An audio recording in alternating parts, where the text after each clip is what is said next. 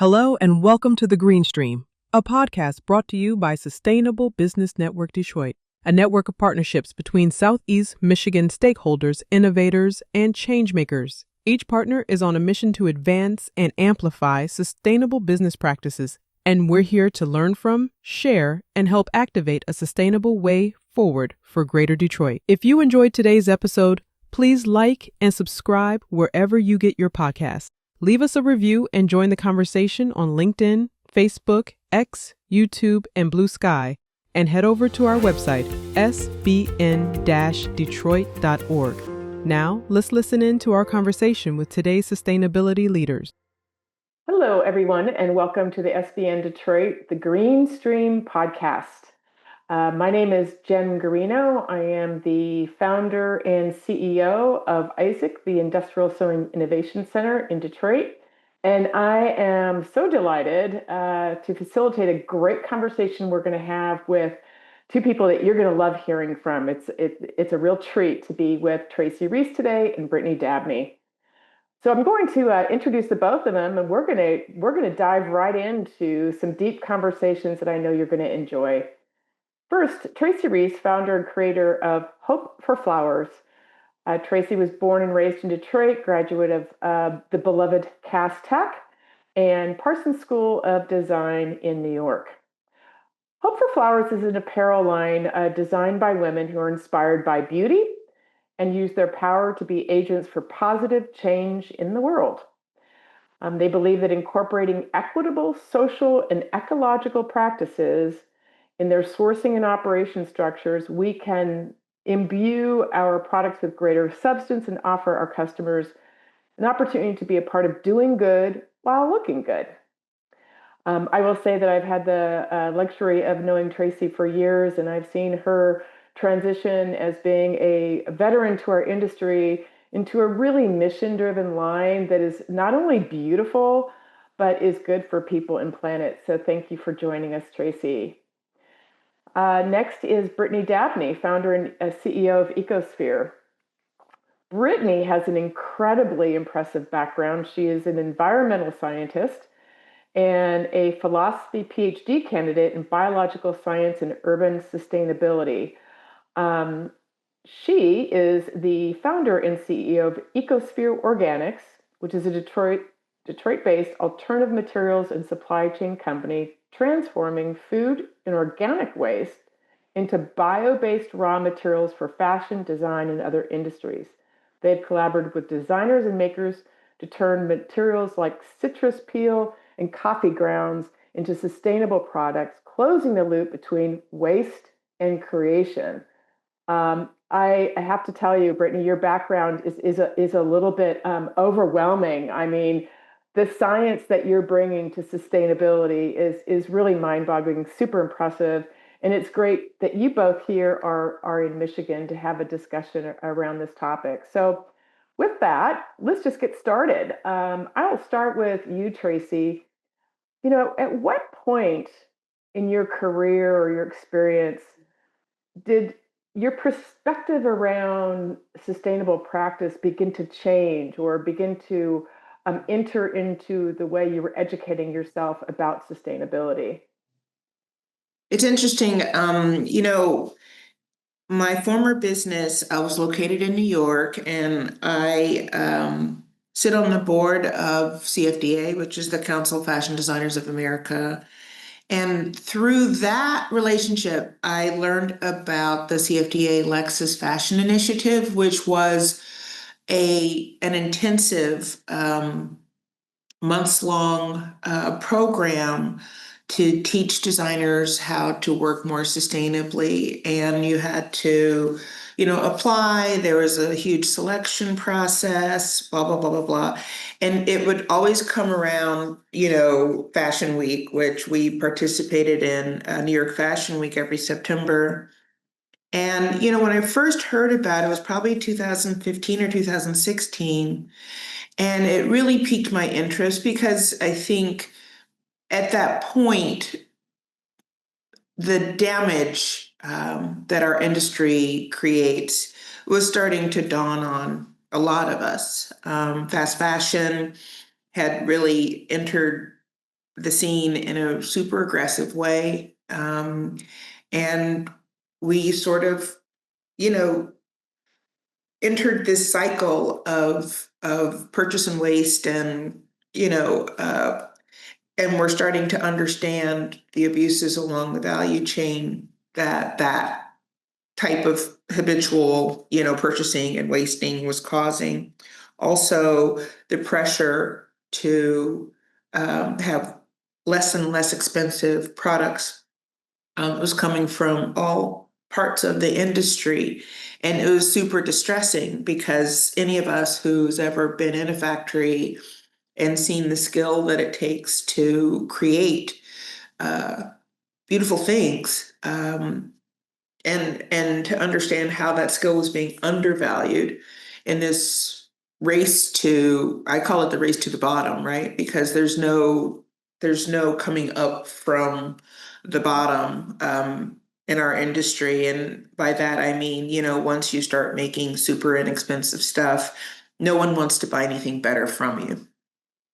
And our company was getting pressure from a lot of our retailers, everybody, big and small, and all of the off-price giants in our industry were asking us to create an expensive product. And we didn't have the expertise to do that. We didn't have the supply chain or value chain to do that. And it all started to feel really uncomfortable. And, being a veteran of this industry, having worked in this industry for, at that time, it was more than 30 years, I started to question the validity of continuing to work in the way we had been working. And I wouldn't say that my old business was very abusive. We had great relationships with our factories. We were on site in our factories. We knew how things were being done. We had an idea of how workers in each of these factories were being treated. We bought beautiful piece goods from Europe and all over the world to execute our garments, but we didn't have that foundational knowledge. And a lot of the things that I absolutely love to design with beautiful brocades and jacquards and all these things, a lot of them are polyester based or nylon based, so we're talking about fossil fuels. And, so I wanted to learn more, but I didn't get my application in for that program until 2018, I believe, because it was always like in conflict with our preparing for runway, and it was an intense application. But I was chosen to be part of that cohort for 2018-19, and it was career changing for me. Thank you for that perspective. It's interesting to both be grateful for an industry that has been good to you and you've been good to it. So we've benefited by being in the industry and we love the industry. It's a challenging transition to go from that to being a challenger and a champion of change for the industry. And I really respect how Hope for Flowers has positioned itself to do just that. And it's there's a long list of challenges I know you're dealing with on a day-to-day basis. And we're going to circle back to some of those things. Brittanie, let's ask the same of you. I mean, you're coming at this from an academic, scientific standpoint, and then you're commercializing a solution that actually industry could look to as one of many solutions that we've got to turn to really have measurable impact. So, at what point in your education, in your journey, did you say, this is something I have to dedicate my time to? This is something I really need to learn about. And this is something that I really, really want to participate in transforming? Yeah, definitely. So, really, it started probably pretty early. So, I studied contamination in the environment, in our drinking water in particular. I moved back to Detroit in 2018. To study actually microplastics in our drinking water and soil. And from there, really understanding the supply chain of it. So like how plastics are formed, the chemicals that are involved, how it needs to go through the manufacturing process to whether it ends up as a fashion product or, home decor, understanding that whole manufacturing process. I love understanding systems. And so it really hit home sort of the amount of plastics being used in almost everything, even if you're working in a lab, most of it's plastic. So it's very difficult to even, prevent contamination of plastics when you're doing research around plastics and the impacts of it. So really, that really hit home, as well as, of course, fast fashion. There's a balance where, people, what people can afford versus, what's unsustainable. And typically the most unaffordable or the most affordable things are the least sustainable. And so really understanding that process. And of course, my background, being in toxicology, understanding that, touching these items can pass through the skin barrier, all of these ways that plastics can enter our bodies and have harmful effects. And a lot of people don't know that a lot of the research around microplastics is still very limited. We hear these one-off stories about, we consume a credit card's worth of plastics a day, things like that. But there's still a lot we don't know about it. And that's because, plastics are really integral in our society. There's a lot of industries that, don't really put funds towards studying the impacts that they have on the environment. So really, my background being more environmental toxicology, but also applied sciences. So seeing how what we study in the lab translates into real world really pushed me to wanting to do the next step, which is actually implementing a solution. In academia, in academica, we typically study the problem, but not necessarily understanding the solution. So this is really a solution to the microplastics issue. We don't use harmful chemicals. We have semi-finished materials that are manufacturer ready. So pretty much it goes downstream. If they want to apply particular coatings, they can. But we really try to stay less, water intensive, not use harmful chemicals, and see if that model works. Because I really don't think it's been tried.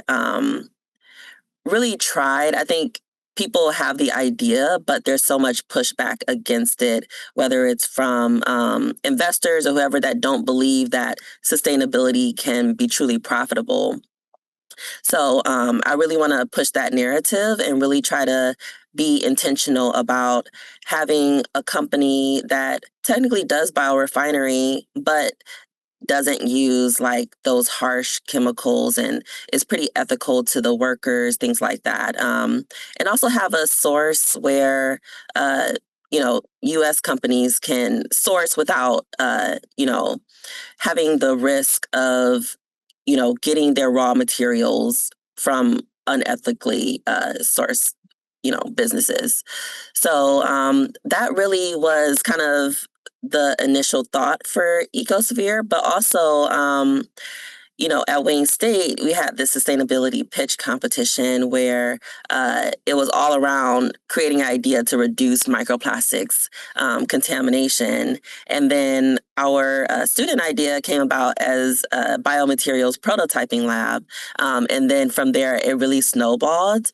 But with talking to some of the companies in the space that are already creating like vegan leather alternatives, maybe they're using algae or citrus peels, they really don't want to do the waste management part of it. And then the supply chain logistics, it takes away from actual design, which is pretty important in reducing waste. So that's how Ecosphere came about, is really wanting to be that solution for those downstream companies that want to be sustainable, but they just don't have the resources to do that. Right. Well, what I really like what you're talking about is there's a lot of research, there's a lot of, let's say, work in the lab, And I don't know what percentage it is, but it's a low percentage that actually get commercialized as solution that industries that work for industry. And that's always the challenge, right? What works in a lab doesn't always work at scale on behalf of industry. So I love that that your company Ecosphere is coming out of the lab and providing real solutions for industry. That's very impressive. And I know how hard that is. You've touched on a couple things that we're going to circle back to, so I don't want to lose those thoughts. But let's take a step back before we do that, and let's talk about what sustainability even means to you. How do we define it? Because as we know, sustainability is a giant word, and it's an umbrella word that many people use in a lot of different ways. And so I'm curious for each of you, how do you define sustainability? Tracy, let's start with you. A lot of times we've taken the word sustainability out of a lot of our language, and we're focused on responsible design, responsible production. I think true sustainability in terms of products and components and circularity is so challenging to achieve.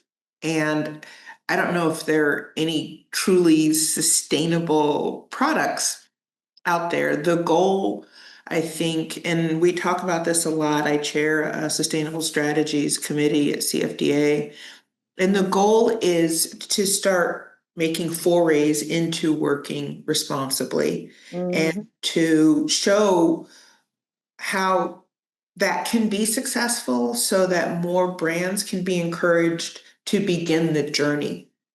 There's so many facets. It's really challenging to find true transparency along the value chain. So when we're looking at textiles and we're looking at the raw material used to create textiles and trying to get certifications or find, fibers that are certified, and then they have to be processed in another facility, and they have to be, woven, or they have to be spun here, they have to be woven there, they have to be dyed here. So the journey of any raw material or man-made fiber, from the raw state to an actual textile involves so many different processes and factories and a lot of transportation. The list goes on and on. So having full transparency behind any textile is really challenging to achieve. And then when we look at the factory level, that's a little more human centric, or it feels, even though there are humans working along, the fiber chain as well. But it's, when we talk about human rights, there's so many things involved when we talk about sustainability. Advocating for garment workers and for the people that make soft goods and hard goods for that matter.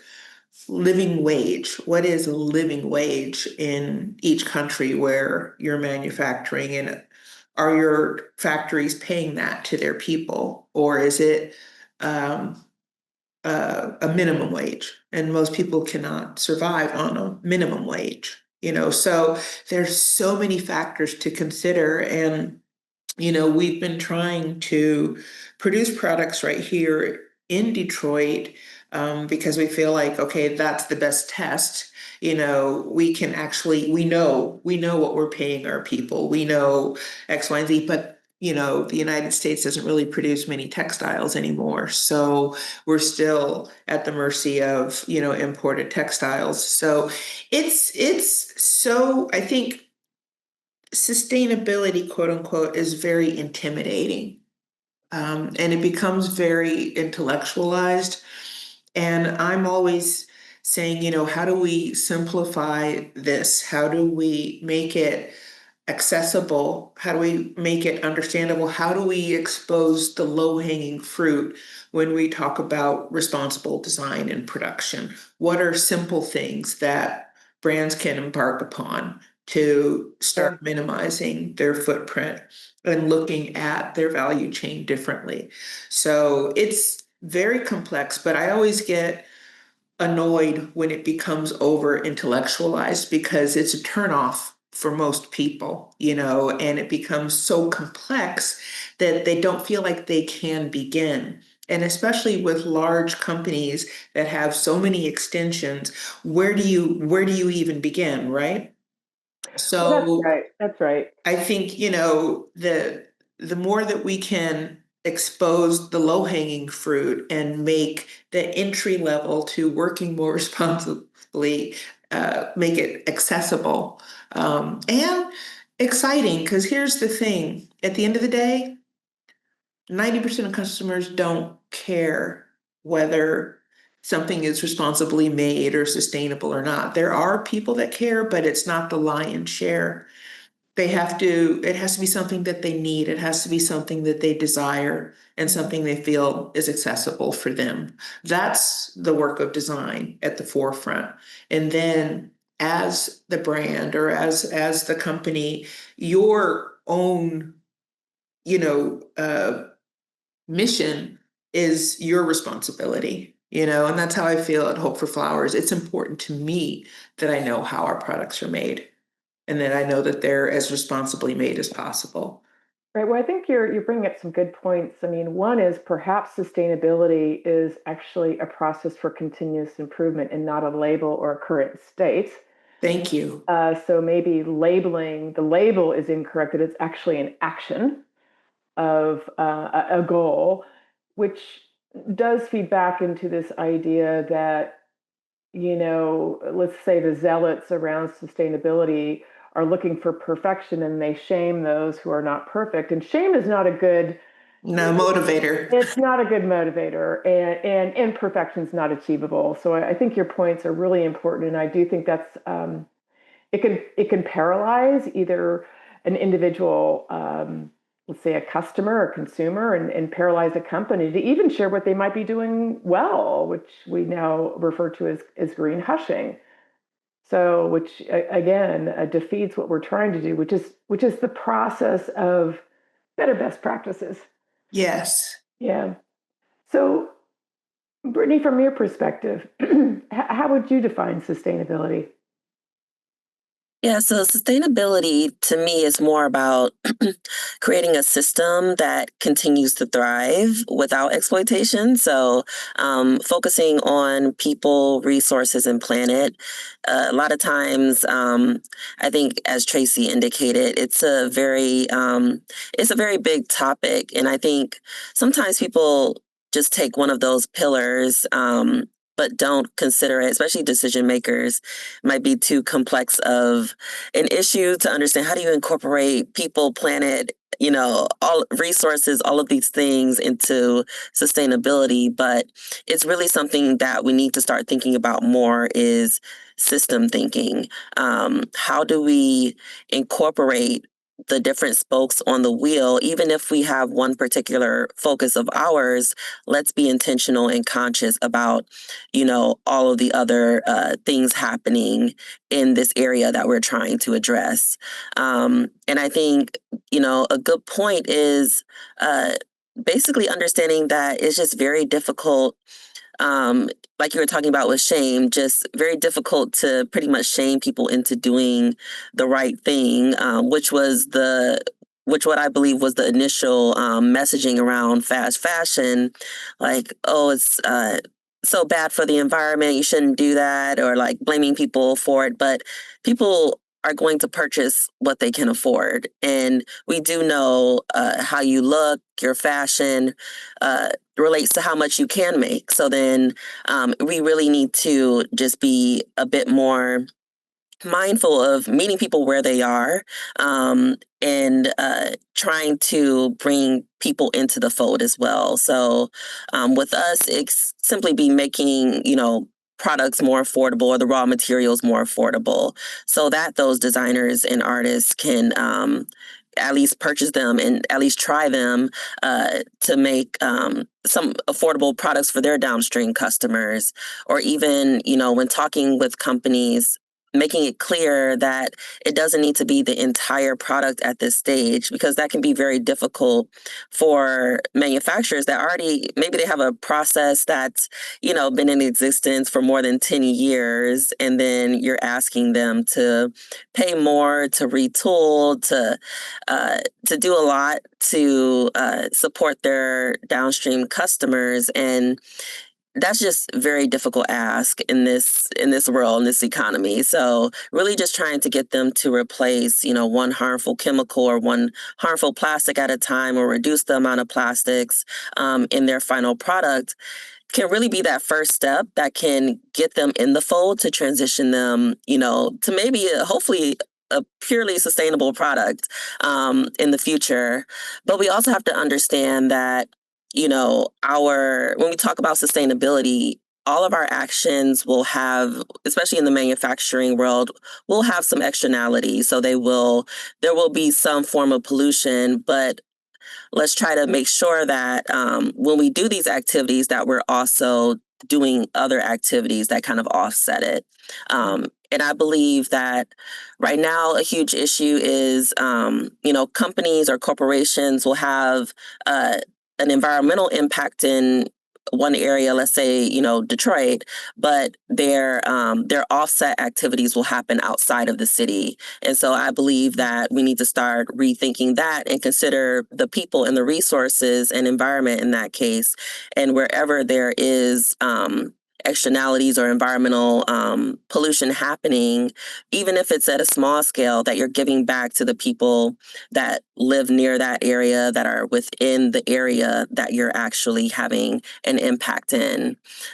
So I think definitely sustainability in general incorporates everything, and it's the system that we need to be conscious about, especially with our collaborations and partnerships.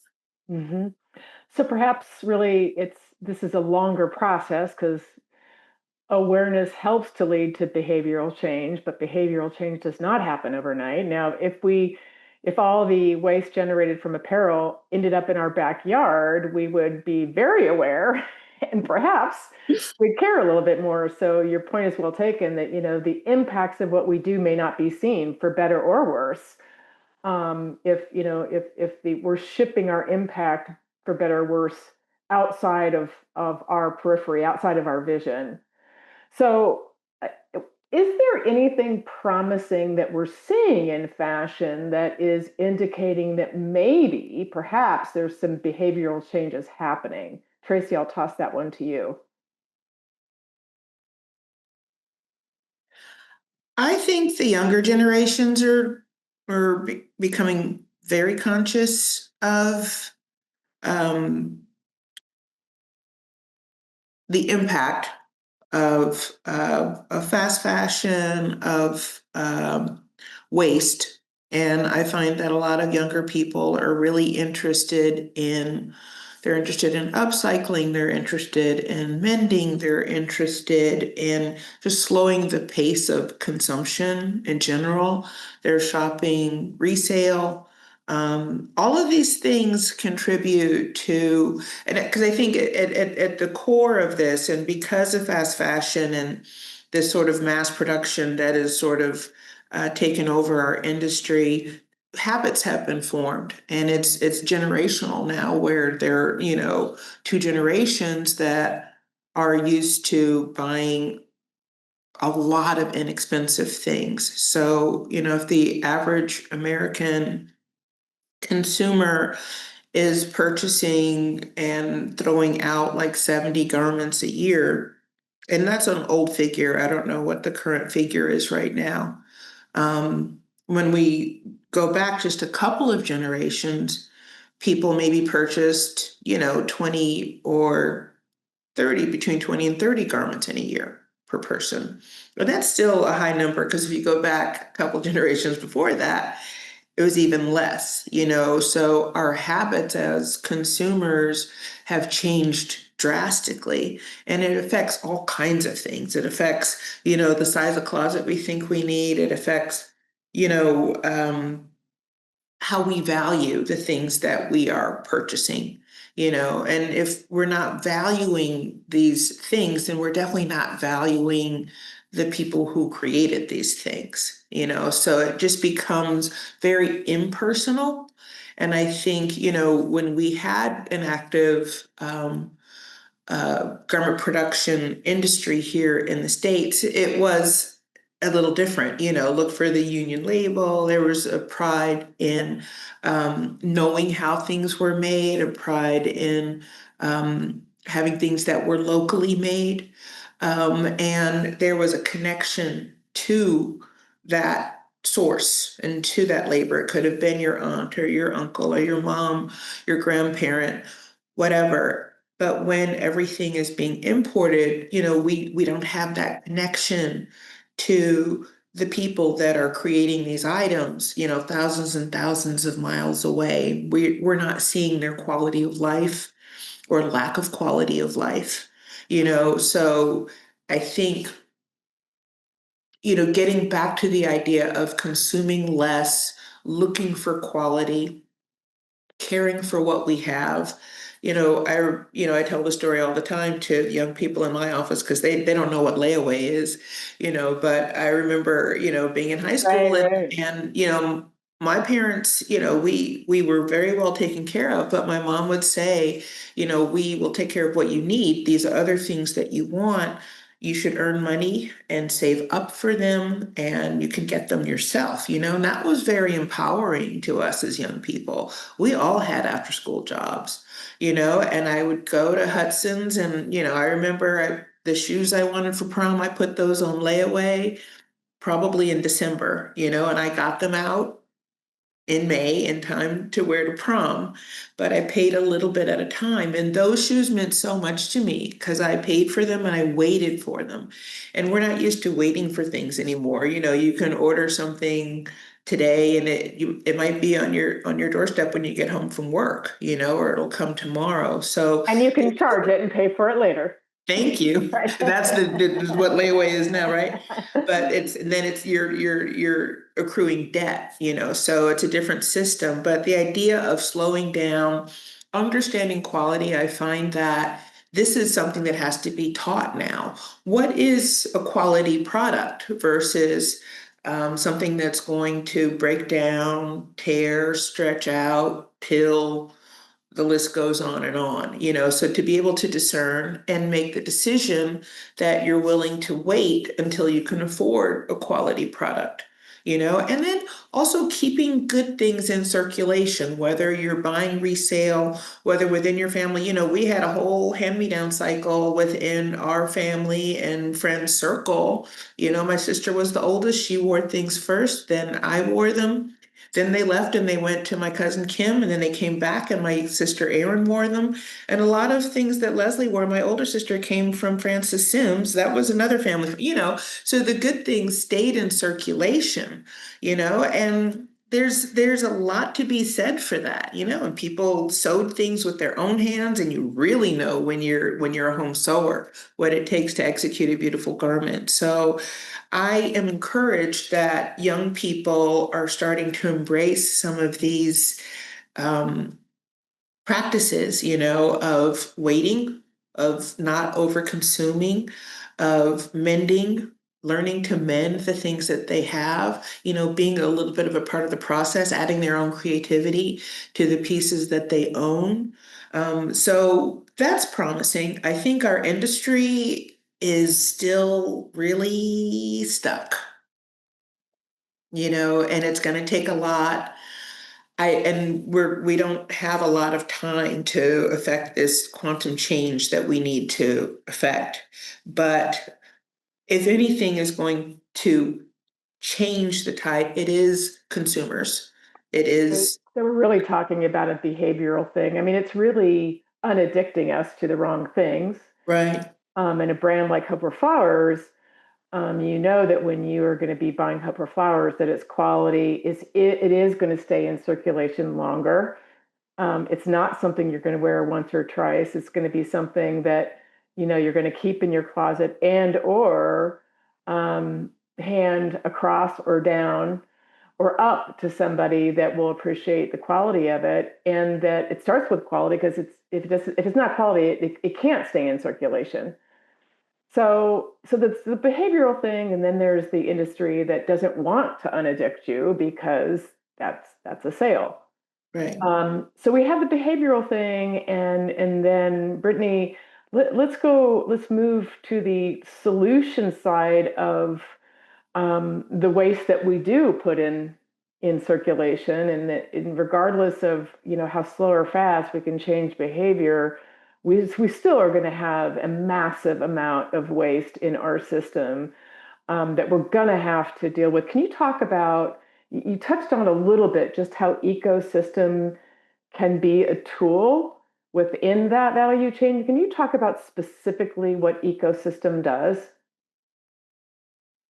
Yeah, so for the ecosystem, mainly, I guess in my case, talking about how the environment links to, or how we can utilize the environment for, sustainable practices. In this case, it's more so what we do is we take the waste from the environment that would do harm to it, and then try to make alternatives to traditional plastics. And so one of the trends that we are seeing is like more people being interested in exploring at least these alternatives. And I think what Tracy talked about was so important for people like me that are not necessarily designers, but are trying to make an impact in the space. So when we work with designers, many of them have brought up, those that are local here in Detroit, talking about sort of these people with these professions I've never heard of that do like repairs on particular types of items. They tell me sort of the names of the businesses, and these are things that I've never heard of growing up. Like I've learned how to sew. I was on the thrifting trend, but where do you send your clothing to get it repaired? How Right. long does that take? Where are these people located in the city? And a lot of people like me that aren't in the space or weren't born into the space or understand these different professions, we don't know where to go to when our shoes get, when the sole comes off the bottom of the shoe, things like that. So I think when we talk about systems, it's really the system, like the supply chain system. So like teaching people what to even do, where to send things, what do they need in order to repair it? For example, for us, when we talk to designers, it's like what other materials do they use to make their repairs? Is there anything that we could be producing that's bio-based on our end that would create a more sustainable process for them? Not just the material itself, but maybe it's the glue or anything like that. So yeah, it's kind of thinking about, when I think about systems, is really thinking about uh, how do we, what's the other things that we're not thinking about? And I think that's why we really want to incorporate people into this process, which a Mhm. lot of companies, they say they do, but they really don't, because they're not really talking to the people that are on the ground doing these types of things. So yeah, that's what I would say. Of course, circulation, bio-based alternatives are getting a bit more trendy. We're seeing a lot more people wanting to try them. You talk to companies, it's more about can can they scale whatever the outcome of it? So after they do their R&D, their internal R&D, are they going to be able to scale it? And so that's the purpose of Ecosphere, is to really help with the scaling process as well, so they can, reliably source their raw materials so they continue to produce those products. Yeah. Yeah. So important. We often hear that we should be looking to the food industry to see what's happened there. Not that it's perfect, but at least Tracy and I can remember a time where, if you wanted something organic, there might be one co-op in town that you would go to, and let's just say the flavors were limited and the options were limited and it was expensive. And now you go into any grocer and you will find a section where you have a more affordable, though more expensive than non-organic choices. But the choices are there, the options are accessible. Right now, our industry doesn't have those accessible options. So, I think looking to ways to make things more accessible but by both of what you bring to the equation is very, very important. But let's shift because at one point it was said that organic food is too much. You can't, and it's not, there's not price parity, but at least it's better than when that movement first started. So what do you say to skeptics that say, yeah, well, that's all fine and dandy. This is blue sky. Y'all are tree huggers. It doesn't work for the bottom line. I still got to pay my bills. I still have a loan I have to make payments on. I still got to pay my staff. All your blue sky ideas just don't work for the bottom line. What do you say to skeptics like that? And Tracy, again, we'll turn to you, and then Brittanie will bring that question back over to you. It's interesting. I think, those concerns are very real, but at the same time, what are we leaving for next generations? I think we have to think beyond ourselves and the problems of the day and kind of take a more proactive approach. We all have, young ones that we love and we want there to be a beautiful planet for them to enjoy. And we want to start instilling different habits at an early age. But I think the first thing we have to do is think beyond ourselves, and encourage people to look at the bigger picture. Because it's easy to take a pass because of the crushing issues of the day. It's very easy, but it's just not good enough. I'm Yeah, sorry. And I know that, I can say that from a position of some comfort, but yeah, I would encourage people to consider slowing things down and having less. I mean, you don't have to buy something, especially clothing wise, every week, unless you've got like a growing child. But I think community is at the center of this, having a network, having family, building community family, where you have a network where you can share goods, where you can share skills. When Brittanie was talking about, where do you find the people to do the mending? There's probably someone in your community set, in your friend set, that has some of these skills to help preserve items that you own.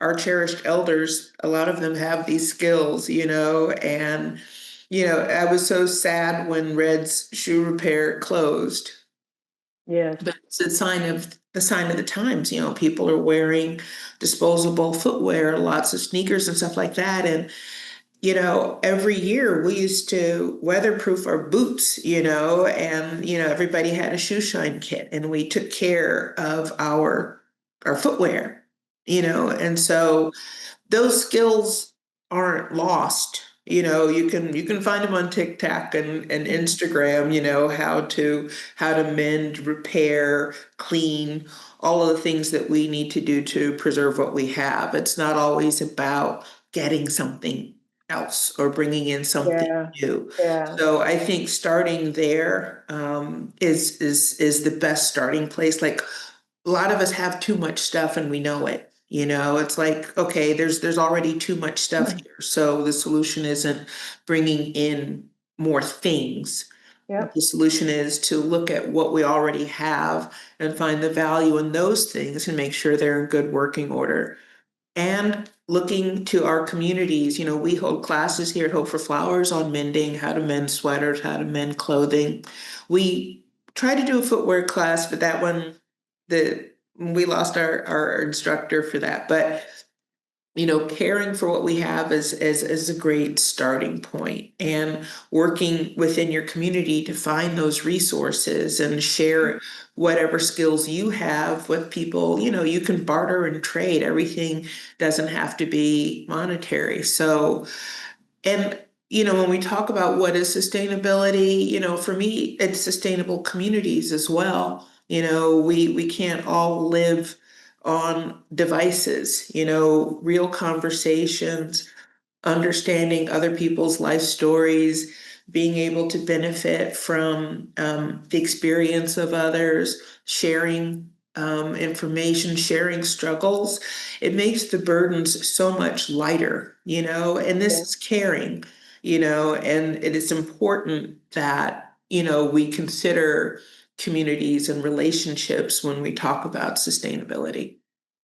Yeah, so I hear part of what you're saying, just to say the same thing, but in a slightly different way, is that what seems to be an immediate higher cost actually has a much heavier true cost when you're looking at the cost to community, environment, people's uh, lives. So the potential higher cost really isn't as high as not doing it, not changing.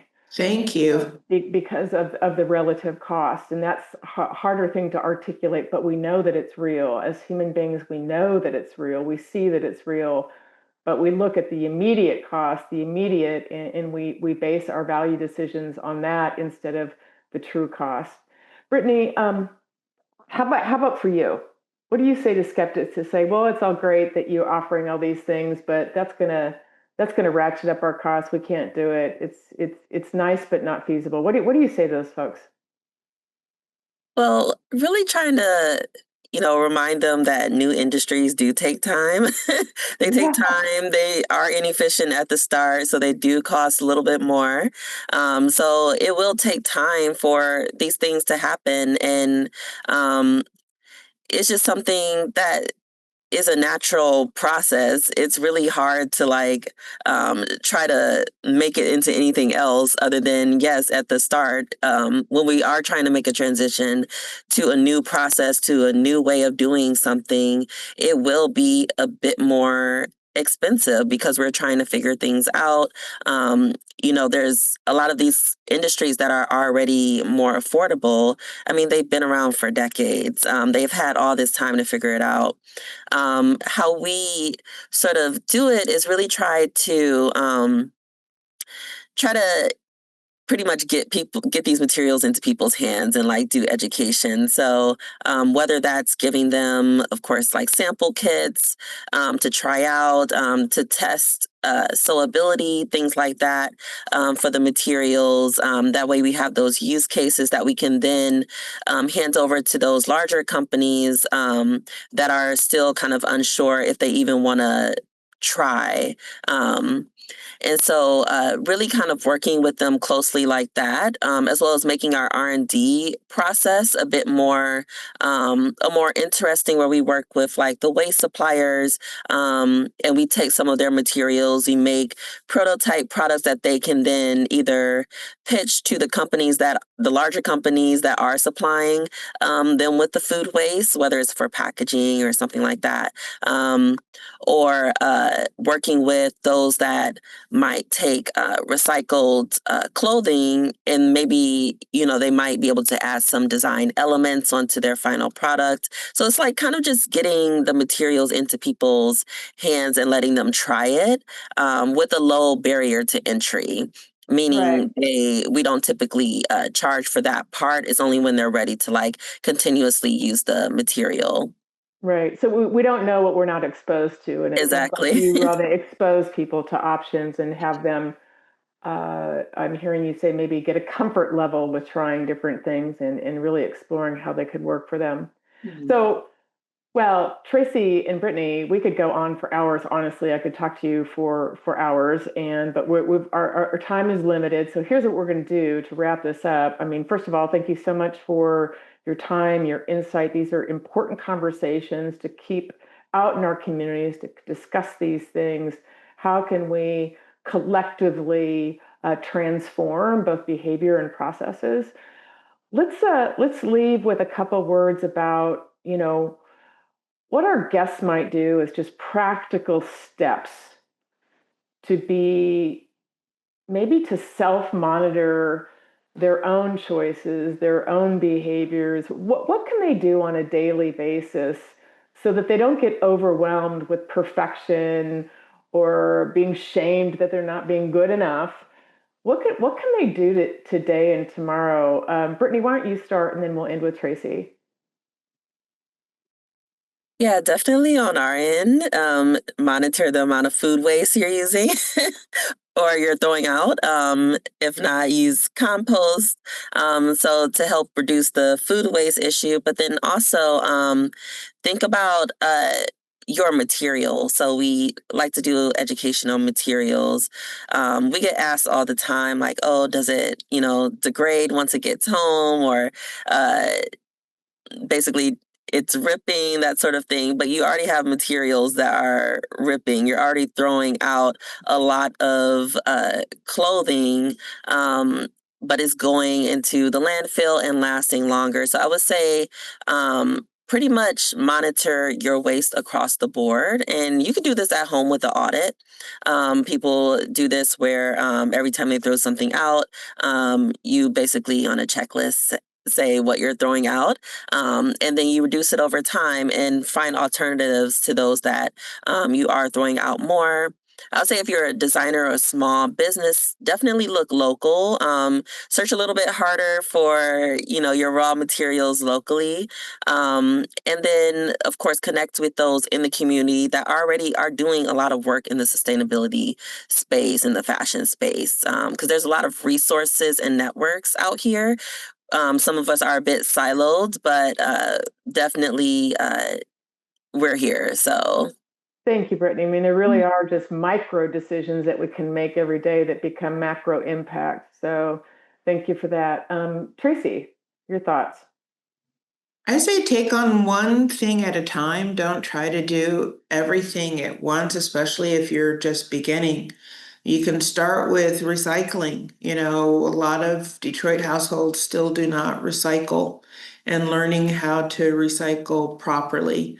And maybe going that extra mile if there's no recycle pickup in your condo complex. It usually boils down to something like that with apartment buildings and condos because the recycling trucks are out residentially.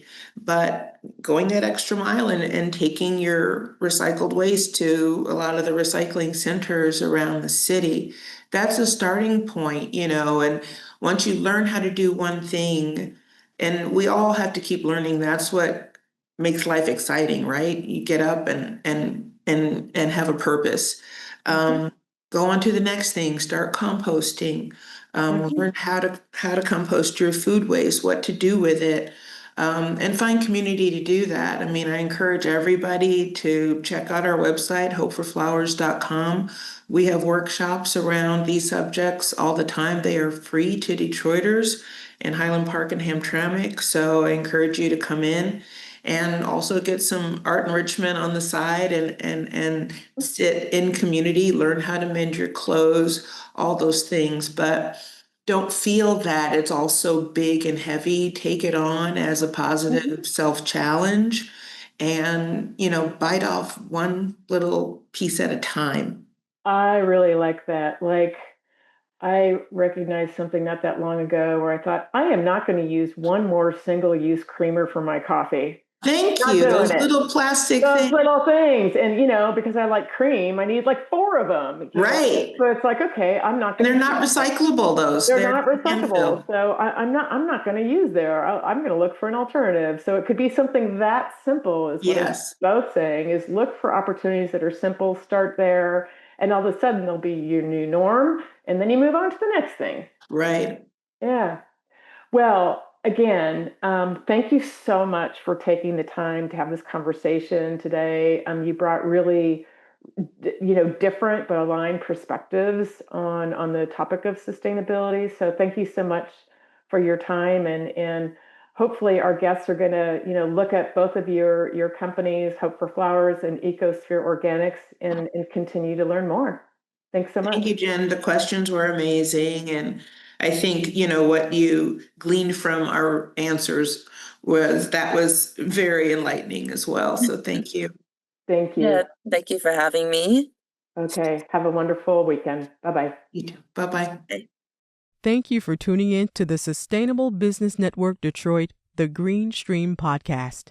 Remember to like, subscribe, and leave a review wherever you listen to podcasts. Make sure to follow us on SBN-Detroit.org and stay tuned for more conversations on sustainability from inside and around the city.